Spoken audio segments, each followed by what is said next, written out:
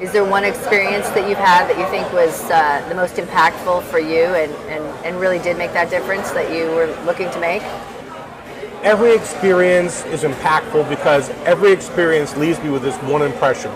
In America, we have no idea what poverty is. We don't. We call people impoverished if they have a roof over their heads, running water, a TV screen on the wall, and they're getting food stamps because they don't have a job. In the foreign country where I just was, impoverished means you live in a mud hut on a dirt floor with no running water and you're not sure what you're going to eat that night. You have to go out and find food. That's poverty.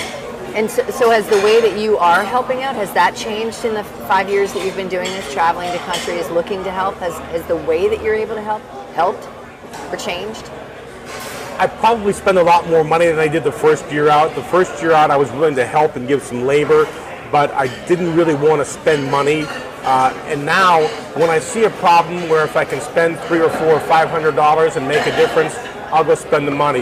A case in point was that village we got to in Peru. We were just going to drop off a box of apples for the kids and some school supplies for the teacher. And when we got there, we see these kids eating apples like they hadn't eaten all day. They're eating the core of the apple.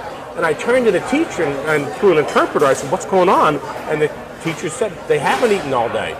And it turns out their money supply from the government ran out a week before and they couldn't feed the kids. And so I drove 2.5 hours back to Cuzco, the city where we started, got enough food for them to feed their kids for the rest of the year and drove it back out there.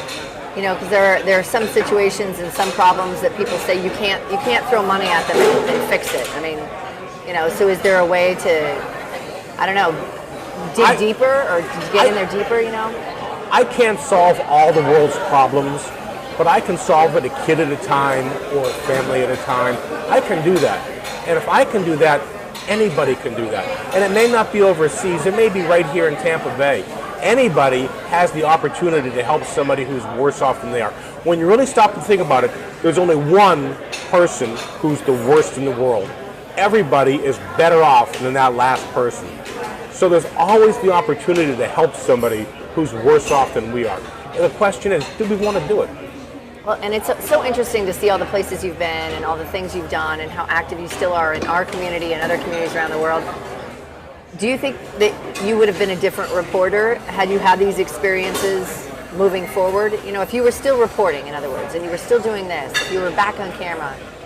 Yeah, actually, no, because there were 3 or 4 incidents in my life that are hard to talk about that made me realize how important it is to be a reporter. And those incidents included men who had lost children, had children die on them suddenly, some violently, all unexpectedly, and somehow they befriended me and they wanted to talk to me, and we ended up becoming friends. And to this day, 8-10 years later, we're still friends.